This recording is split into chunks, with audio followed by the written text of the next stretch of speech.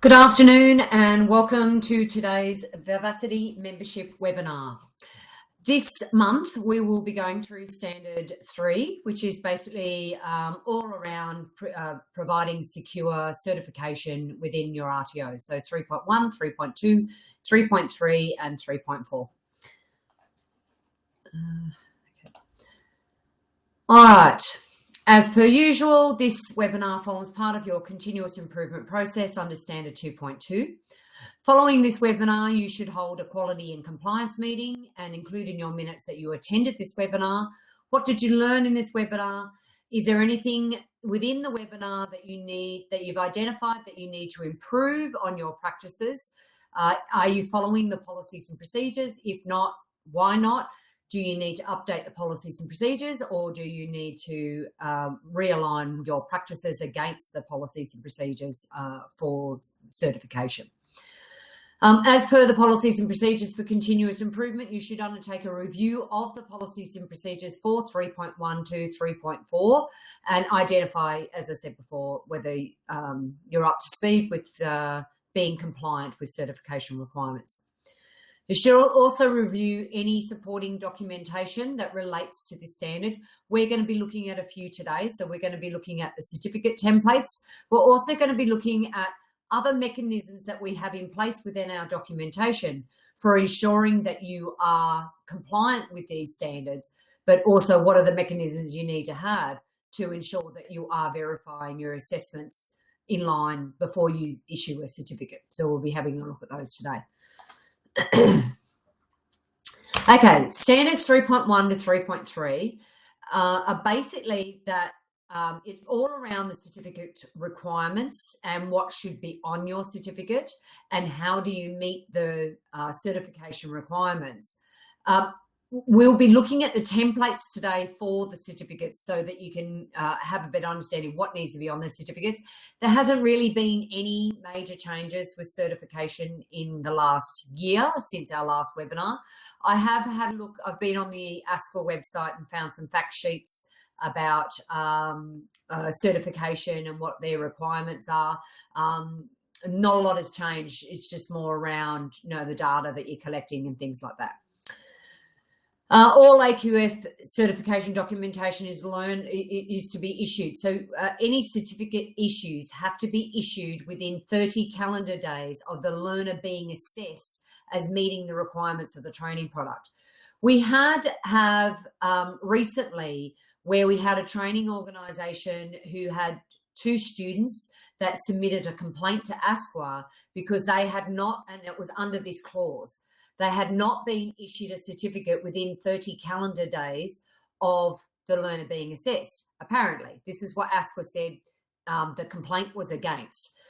We were able to identify that we had the client had actually met the requirements of this standard because they actually hadn't been assessed yet. The students' assessments had not met the requirements of the assessments yet. Because they hadn't actually been marked. The assessments hadn't been marked yet. So there is a way around this, and I just thought I'd throw this in as a bonus with clarifying with regards to when you're issuing a certificate. It's got to be 30 calendar days from the learner being assessed as meeting the requirements of the training product. If they haven't yet been assessed, then it's 30 days from there. So that basically the assessments have been marked. So just some clarification around that.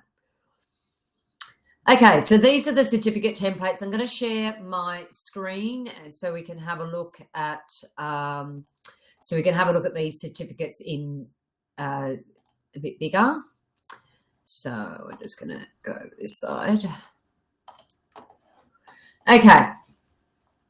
So this one, what we're going to start with is having a look at the certificate templates. So this is a certificate template that we're looking at here for just a standard certificate.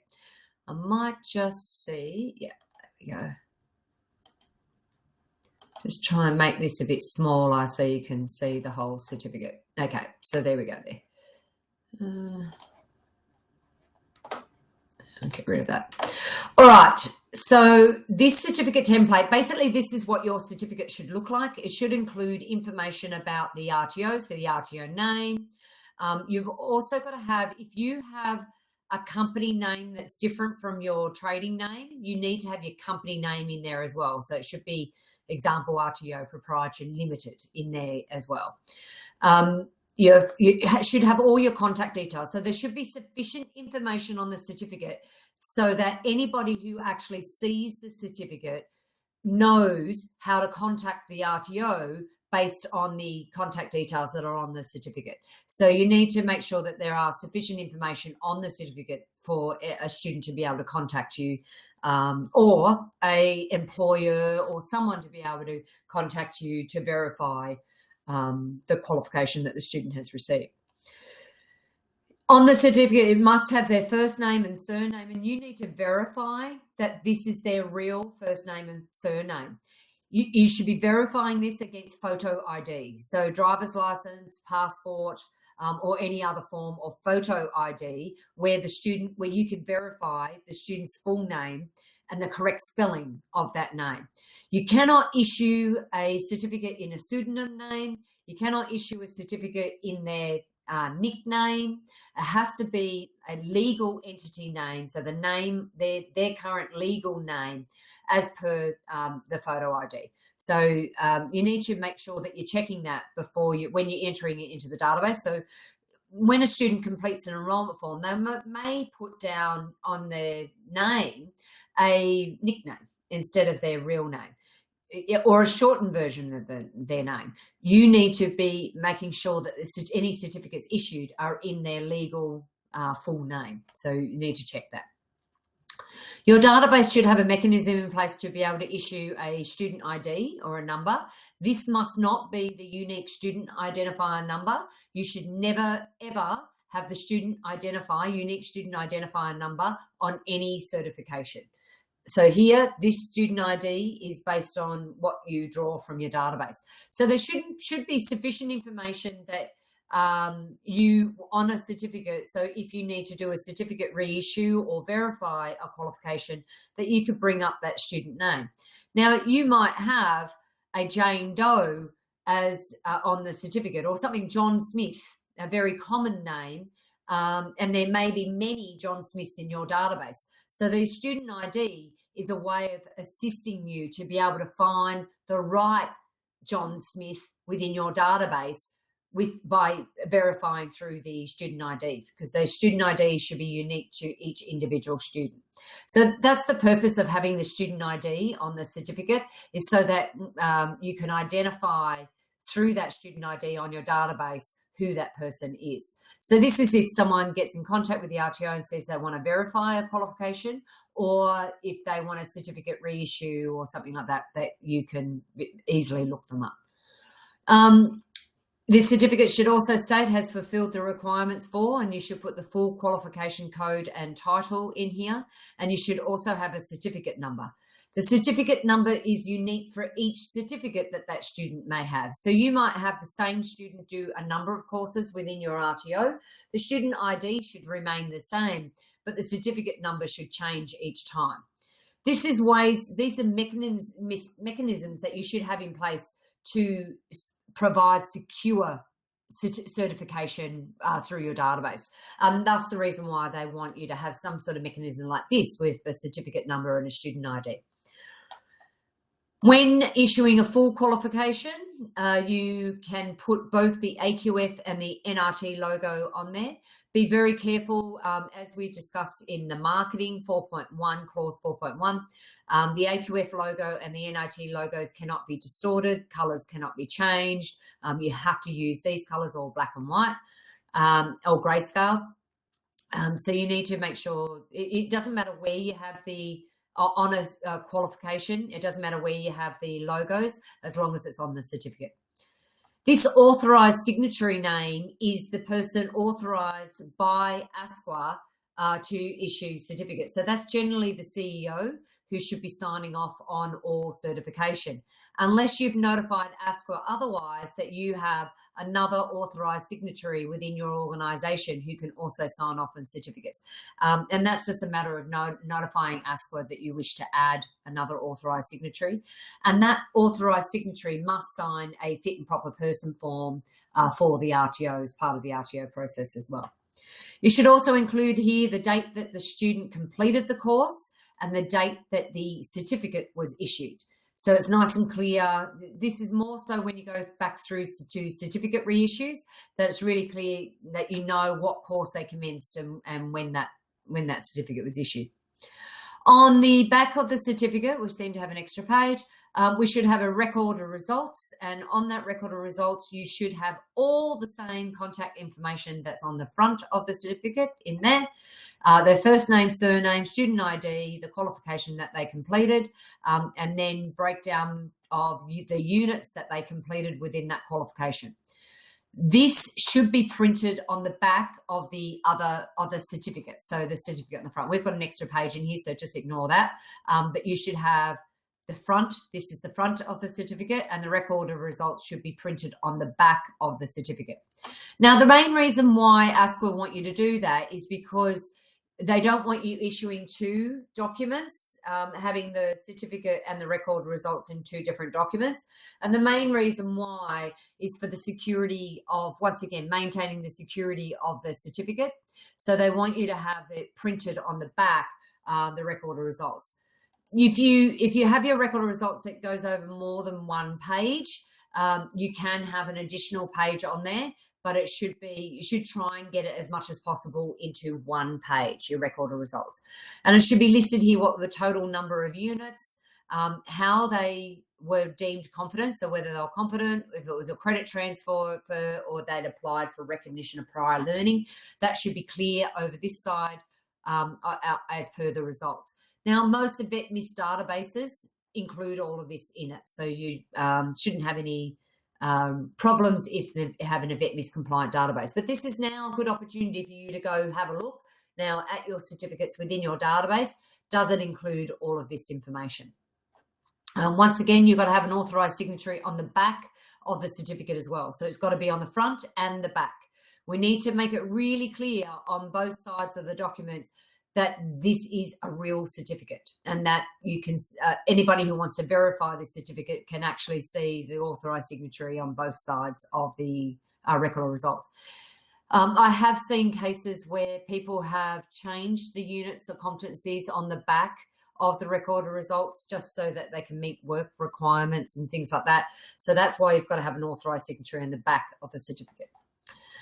Okay, we also have this statement of attainment certificate template. So the main difference with the statement of attainment and a full qualification is the statement of attainment can only have one logo, the NIT logo. It cannot have the AQF logo as well on it. Only full qualifications can have the AQF logo. So it should only have the NIT logo. Pretty much the rest of the information is the same, except there's no full qual listed up here. And it should have the words, a statement of attainment is issued by an RTO when an individual has completed one or more accredited units. So in here would have the code and title of the units of competencies. So now this statement of attainment is if you're delivering a single unit of competency only, and it's not part of a full qualification. It's something that you're delivering as a standalone unit. So for example, it could be that you are issuing an RSA certificate, so responsible service of alcohol, or a first aid unit.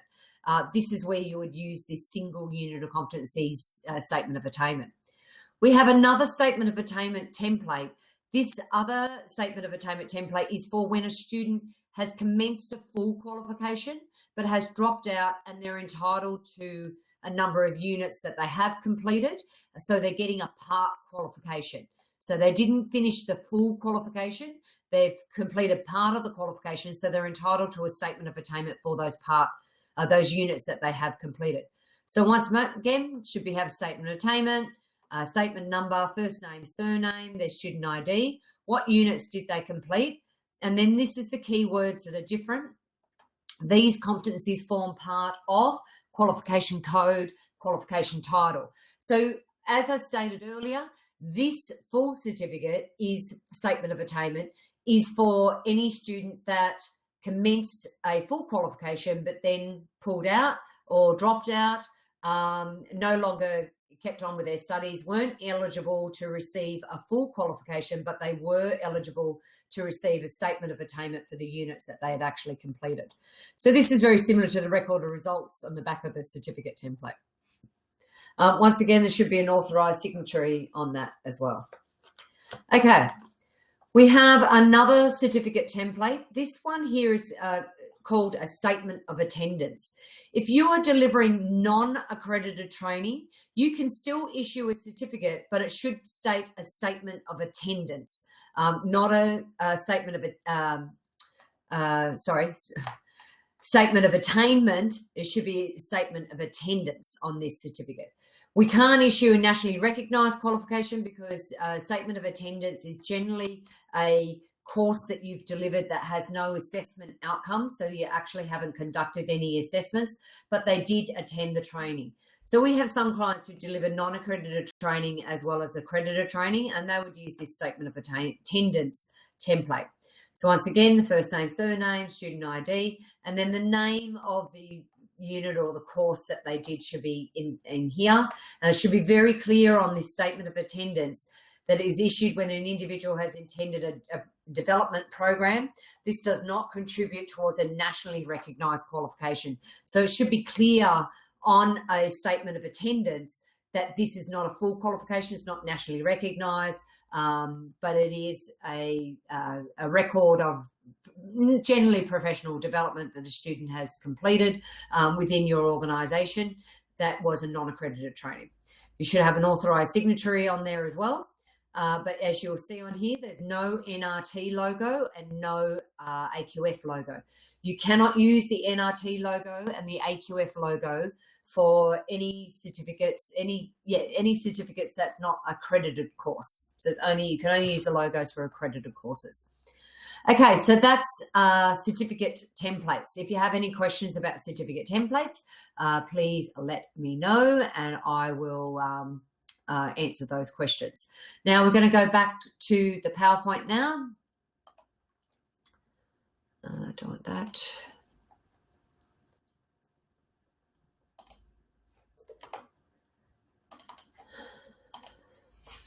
Okay, so we'll go back to the webinar. So that's your certificate templates. Oh.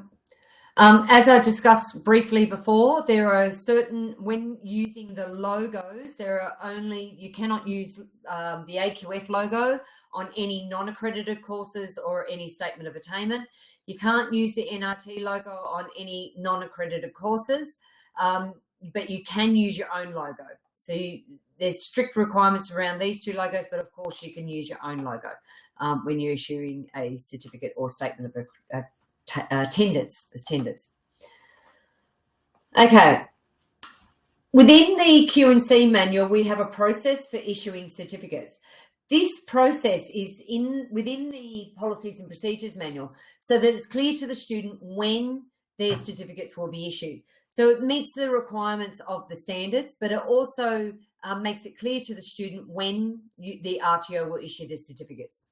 So you'll see in this process that we've included that the RTO is to check that the students has completed all the required units of competencies in line with the training product requirements using the assessment verification form. So we're going to be having a look at the assessment verification form today. And I've actually got one that I've populated. The assessment verification form that we have on Unicorn is not a populated assessment verification form. You will be required to complete that yourself. I'll have a look. I'll finish this cycle and then we'll have a look at the assessment verification form.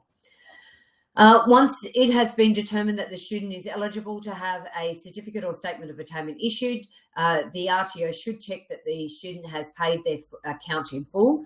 You are not legally required to issue a certificate if a student has not paid their fees in full. So you can hold back issuance of a certificate if they have not made final payment within their certificate. So it's one way of protecting you I would never issue a certificate to anybody without full payment being received beforehand. It's up to you how you manage your business, but I find the most cost-effective and sufficient way is to make sure that all fees are collected before you issue any certificates, because once you've issued a certificate, you can't unissue a certificate. They've got it. So it's very hard to get that certificate back. So make sure you're verifying these qualifications and that you keep records of all of the data that's required to produce a certificate.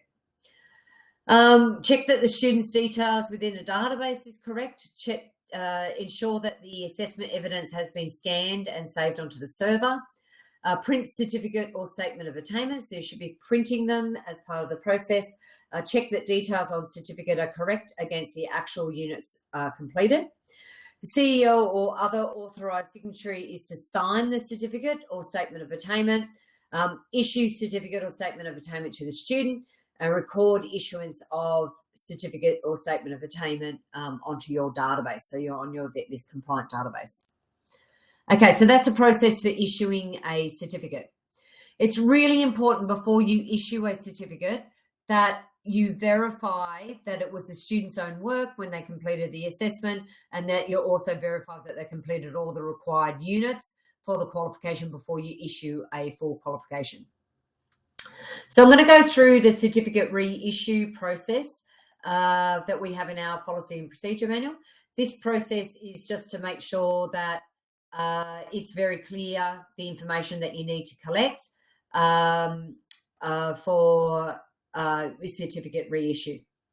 Okay, so all reissuance of certification documentation will be based on the verification and authentication of testaments issued by the RTO prior to issue. Where a request for a replacement testament is received from a current or past student, the student's identification must be verified by citing the client's photo ID, such as a driver's license or passport. The student's records of course of achievement will then be assessed, and any issued testament may be reissued in accordance with the RTO's issuance policy and current fee structure. So we're just going to have a look at the certificate issue. Desktop. So we're going to have a look at the certificate reissue form and how you use this form.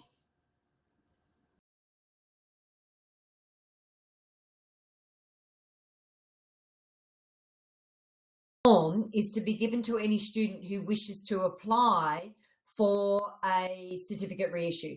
So it could be that they've lost their certificate, or it was destroyed, or there might be damage to the certificate, so they want a certificate reissue, or they're now going to, they might need a certificate for an RPL process or something like that. But the reason why we have this certificate reissue form is it ties in with our policies and procedures and just makes it clearer on what the process is for certificate reissues.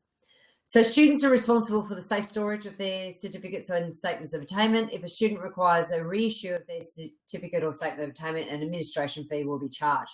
You need to make it clear on all your marketing material what that certificate reissue fee is. Our standard is $85, which is in the Quality and Compliance Manual, but also in the Student Handbook.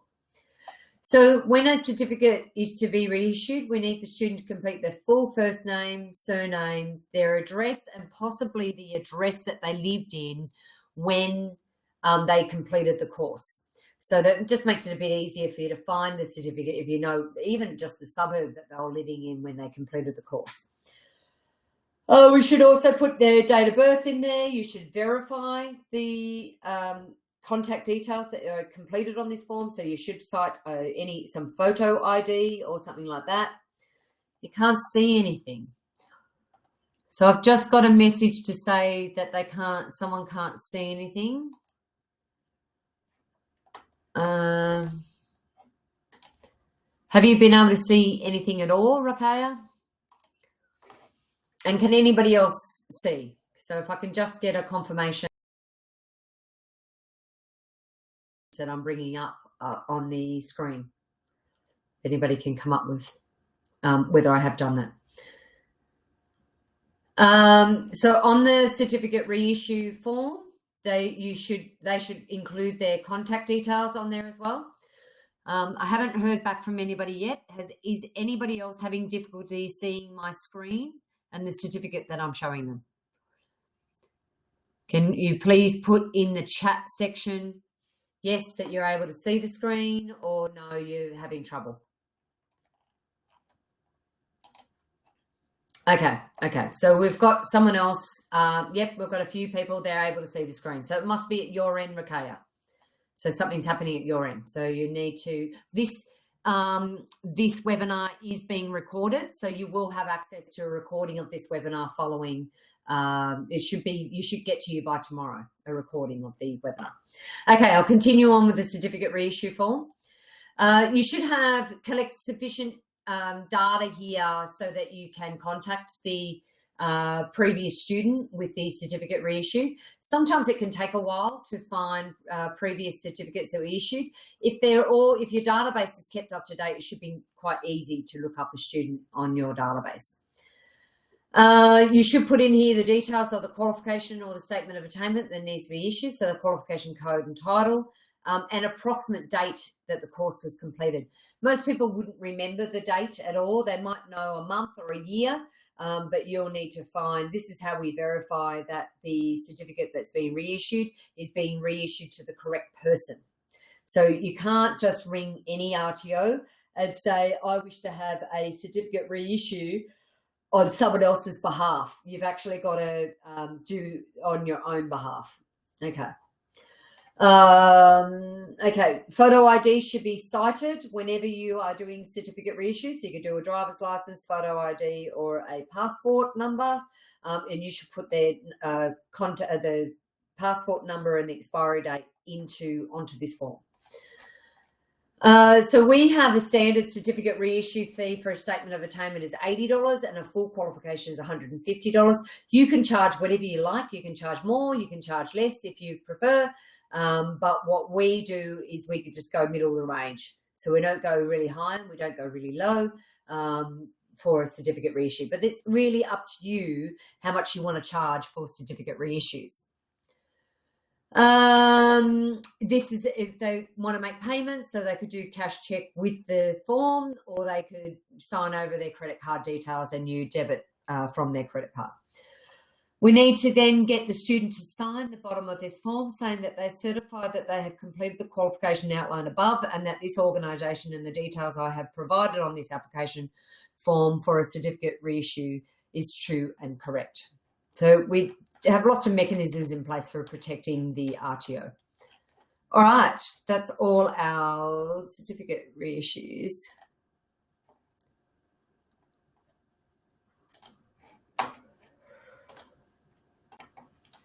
Please let me know if you're having any questions with regards to certificate reissues and whether I can assist you with that.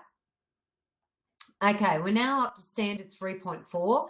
So standard 3.4 is all around records of the learner AQF certification documentation are maintained by the RTO in accordance with the requirements of Schedule 5 and are accessible to current and past learners. So that doesn't mean that the student can jump on your database and look up their details on your database. It should be that they should be able to contact someone at your RTO, and that person within your RTO should be able to look up the qualification, that they met the qualification requirements. So I strongly recommend that you have more than one person who has access to the certificate register within your database, so that other people within your organisation can also do a search of AQS certification that were issued by the RTO. This is in particular if you've taken over from someone else who may not have been as well compliant, but it could also be useful for when you're doing your certificate reissues and the data that you need to keep within your database. Okay. Okay, so the data that you need to keep, so what records you are required to keep on your database, your VETNIS compliant database, is the RTO must maintain a register of all AQF qualifications that it has issued or been authorised to issue. Maintain a register of the AQF qualifications and statement of attainment it has issued, and retain records of any AQF certification documentation that has been issued for the period of 30 years. So you should be able to, if you've taken over an RTO or you have worked in, you're now currently working in an RTO that's been around since before 2015, you may not have all the records in there within the database because we didn't have a vet miscompliance. It came in 2011, but they didn't really enforce it to 2015. So we're slowly getting there where there will be sufficient information on ASQUAnet to be able to do certificate reissues. At the moment, I'm finding that most people go through the RTO to get their certificate reissued, whereas all these records should be kept on your database. Okay. You should retain records of any AQF certification documentation that has been issued within the period of 30 years. So you've got to keep all these records for 30 years. So you should have a database that will keep sufficient record of any certificates that have been issued. Now, and I'm going to go through what those records are. So your certificate register should have a record of learner AQF certification that includes all the AVETMIS data that you've collected. So it should be the qualification that they've completed, but also the AVETMIS data that that you should have collected. We've had AVETMIS data being a requirement to be collected on enrolment forms for a very long time, and it actually was a requirement. It came in as a requirement under the standards in 2011 that you must keep sufficient AVETMIS data. So that's when. It's been around since, oh God, I think 2005, even before that they've had AVETMIS data. You didn't have to have an AVETMIS compliant database. People were using spreadsheets and things like that previously, but you did have to collect AVETMIS data, which is what year did they finish school, what qualifications did they complete, what level of English do they speak, things like that. So in line with the AQF qualifications register policy, the RTO will maintain a register that will contain sufficient information to identify correctly the authorised issuing organisation, so who the RTO is, and their contact details, so all the contact details should be on there. Responsible person or persons and contact details of the organisation, including contact details for public inquiries, and AQF qualifications the organisation is authorised to issue, including the full and correct AQF qualification titles and accreditation period and any caveats. So I'm actually going to bring up the enrolment form, which is all the AVETMIS data that you should have collected on your enrolment form document. So we're going to have a look at that. So I'm just going to go back to sharing the screen.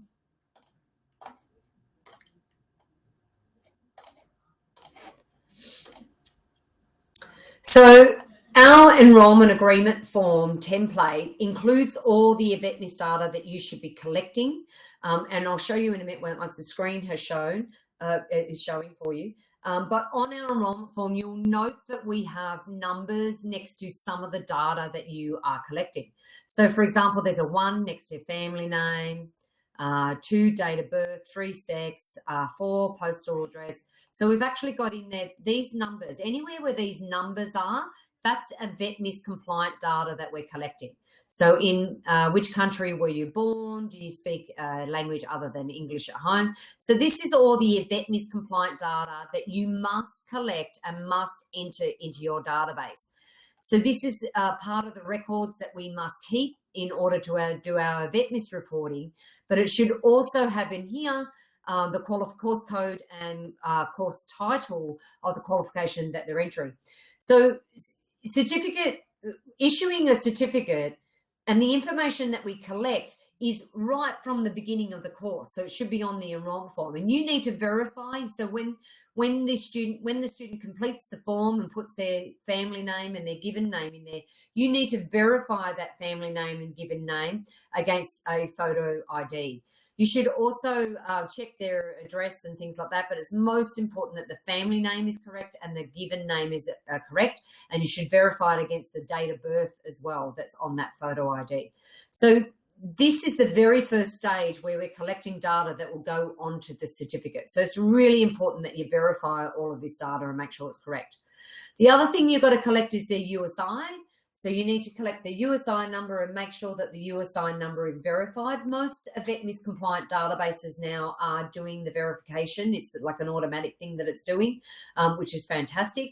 So basically you can just enter in the USI number and it will verify that number against the usi.gov.au website, so that you are ensuring that you're issuing a certificate to the correct person. So someone else isn't using someone else's ID, basically. But part of the verification process, so the USI number, as I said before, cannot be used on the certificates, but the USI number is part of the process for verifying that a person is actually that real person and that we're not putting at risk the RTO of enrolling students where you haven't actually verified who they are. So we should be very clear with that. We have the terms and conditions of enrolment. I'm not going to go through all of those details, but you'll see that we have on the back of the form some key questions that you should ask. These are interview questions that you should ask that will also, part of the process of verifying the qualification and verifying that the student that is going to complete the course is actually going to meet the qualification requirements. Okay, so that's the enrolment form. We'll go back to the PowerPoint. Oh, and then one way, I'm also going to show you, I'll just go back to the slide. One way that we can verify that the student has actually completed all of the units that is required on the certificate is the assessment verification form. So we're going to get to that one as well. Okay. So data that should be entered into the database is all that information that was on the enrolment form, but it should also be the participant's name, address, contact details, that you verified the unique student identifier. You have record of participation, so you should be attendance records that you should have, records of that in your database that they actually attended. The enrolment form also assists because they've signed the enrolment form, so you can verify by the student signing the enrolment form that they have enrolled into the qualification.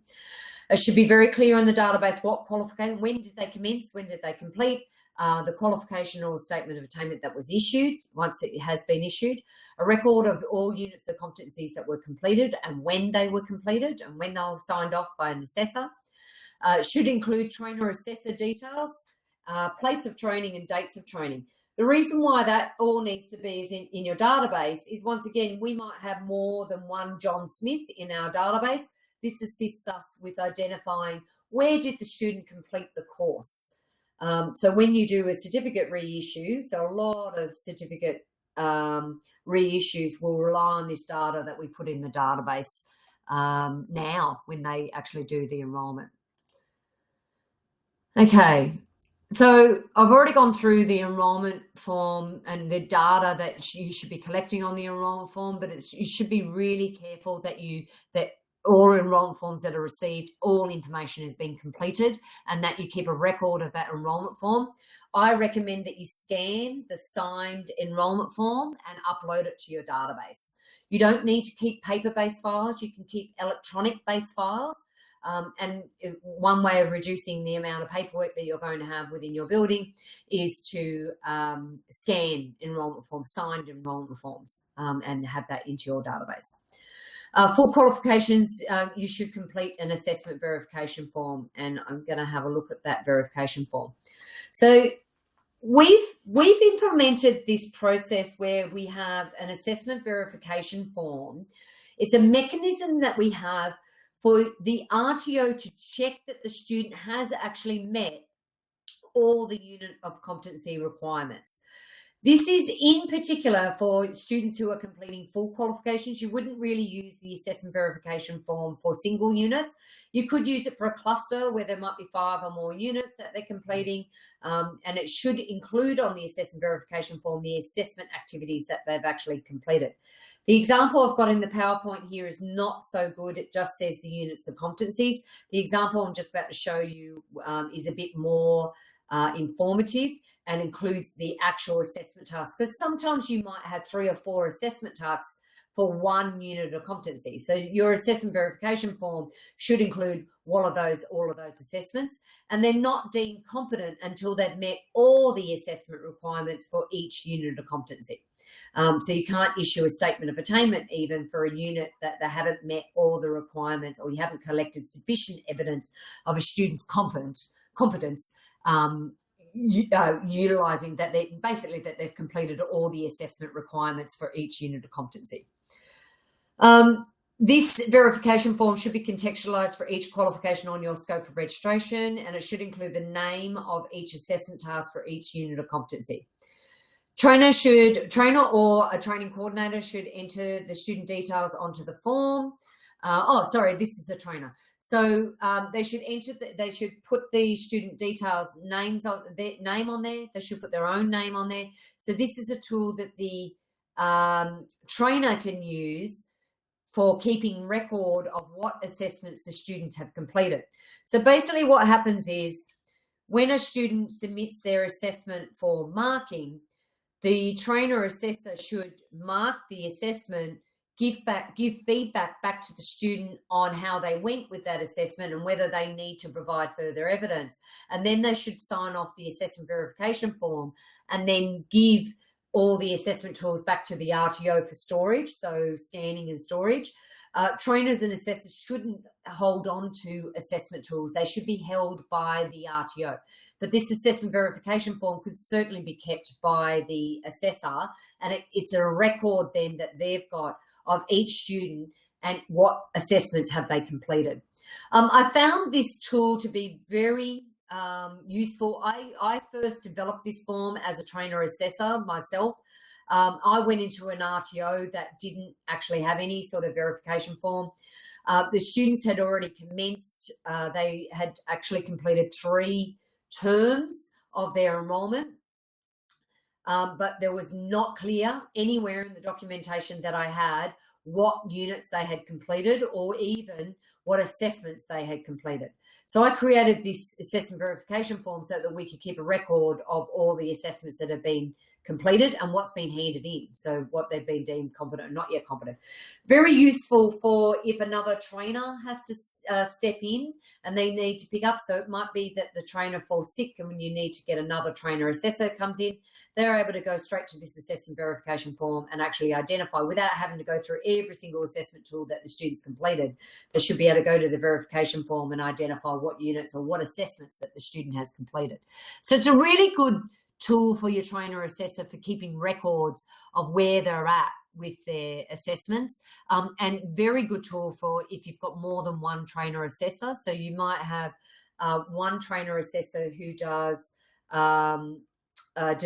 assessments in the practical side and another one does assessments in the theory side, and they mark separately, so they can both use this form for their verification of results. You may be asking, why is the assessment verification form relevant to certificate issues? I just thought about that myself then. The main reason why it's very relevant for certificate issues is this is where we verify that the student has actually completed each assessment requirement for each unit of competency. You should use this assessment verification form and match it against your database to make sure that the students have actually completed the actual units that are in the database. So I've worked for an RTO, this same RTO that I went and worked for, that some of the other issues that I found when I was working within this RTO is that trainers and assessors would change the units that were delivered and assessed compared to what were in the database for what the RTO had decided were going to be the units within this qualification. So students, and I've seen this happen in the past, where students have been issued with a certificate for units that they didn't even actually complete because they didn't have any sort of verification process to verify that the student actually completed all those assessments. So it's really important that you always only ever issue certificates for units that have actually been completed and that you've collected sufficient evidence that the student is competent against each performance criteria of and the assessment conditions, and that they've completed all assessments. Once the student has completed the course, the trainer is to give the assessment verification form back to the RTO manager or compliance manager within your RTO for issuing the certificate. The RTO manager should then use this form to check the verification form against the database and make sure that the units that are placed onto the certificate or the record of results are the actual units that the student had completed. Now we're going to have a look at a assessment verification form that I've actually completed and populated, so it's got a bit more information in there.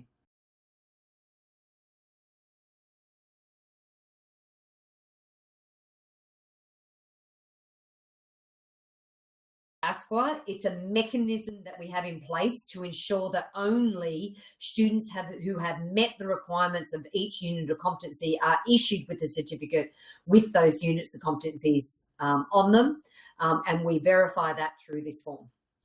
So I've got here a certificate 3 in early childhood education and care. So you put the qualification code and title at the top. Then for each student, you're going to put their student name in here, the trainer's name, when did they commence the course, and then it should be completed here when did they finish the course. These are the different assessment types. You may want to change some of these assessment types, but what are the results of the assessments that they've conducted? So demonstration, practical exercises, project work, things like that. So you'll see here that we've got the unit of competency, but for this one, work within a relevant legal and ethical framework, there are actually 4 assessment tasks that the student's required to complete in order to be deemed competent in this unit of competency. So assessment activity 1, assessment activity 2, assessment activity 3, and then a final assessment. You should put in here, like I've just put assessment activity 1, you should put in here the actual assessment task name. So if it was an observation checklist, put that in there. If it was a third-party report, you should put that in there as well. But it should be the name of the assessment, the title of the assessment. So in order to deem a student competent against this unit of competency, it should be clear in here that they've actually met all the requirements, that you've actually ticked all. So before competent should go in here, all of these boxes should be ticked. When a student may complete some assessments, but not all assessments against each unit of competency, that is a satisfactory. That satisfactorily met the requirements of that assessment tool. They haven't actually been deemed competent, and you can't use competent, not yet competent for a part assessment. It should be satisfactory, not satisfactory for a part assessment. They're not deemed competent or not yet competent until they completed all of the assessment requirements for that unit of competency. So I hope that makes sense there. So you'll see we've got all the units here, all the different assessment types, and then you sign off on it on the end to say, so the trainer should sign off once they've completed the whole unit, all the requirements for that unit. Okay, so that's the importance of the assessment verification form. It's a very important document for verifying that the student has actually met all the requirements of the assessment conditions. Okay.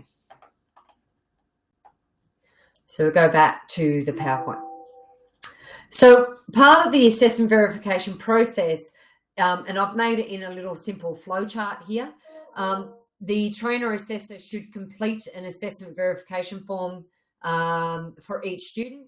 The results of what's entered on the assessment verification form should be entered into the database, and they should be verified against the verification form prior to a certificate being issued.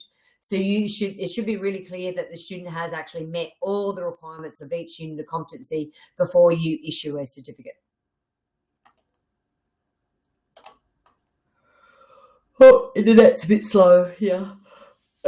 Prior to distribution, in order to ensure that the student is issued with the correct certificate, it is the CEO's responsibility to check that the correct details or units of competencies are on the certificate or statement of attainment. The correct student details, including spelling, is on the certificate. The correct code and title of the qualification or unit of competencies are included on the certificate as well. So as per the certificate templates that I showed earlier. Within the requirements of the standards, it actually states that the student should have access to their records.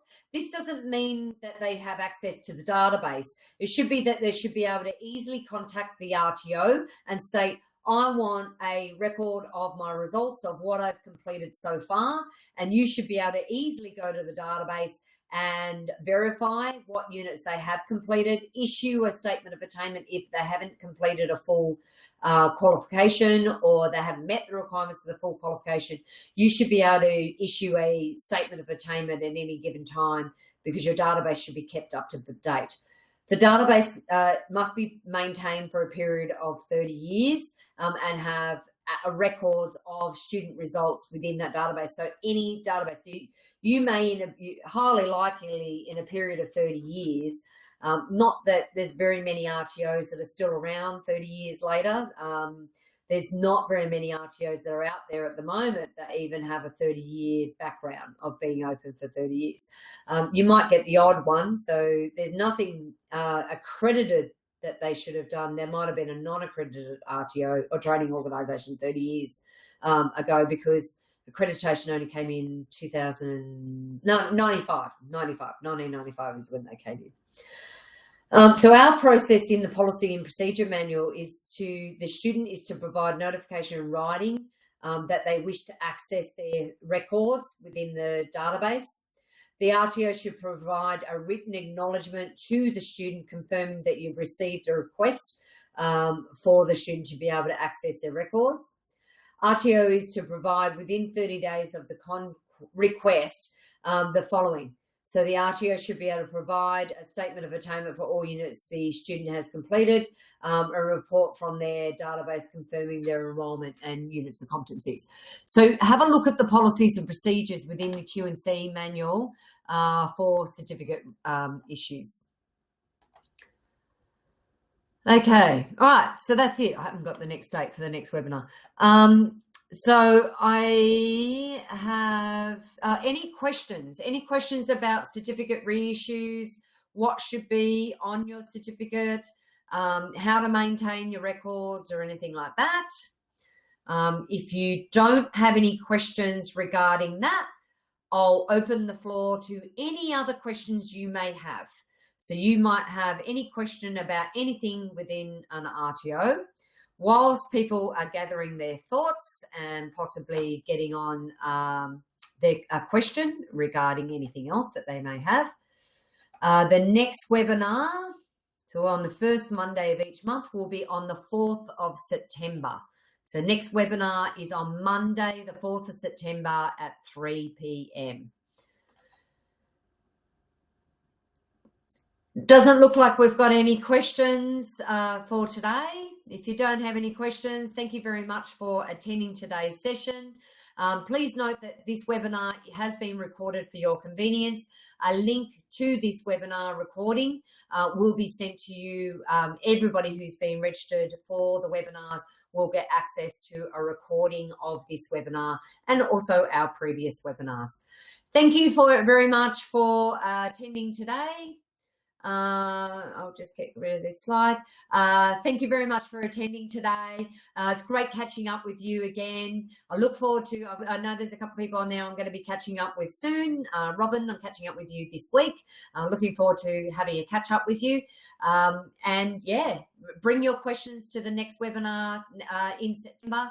And I look forward to catching up with you again soon. Have a great month. Bye.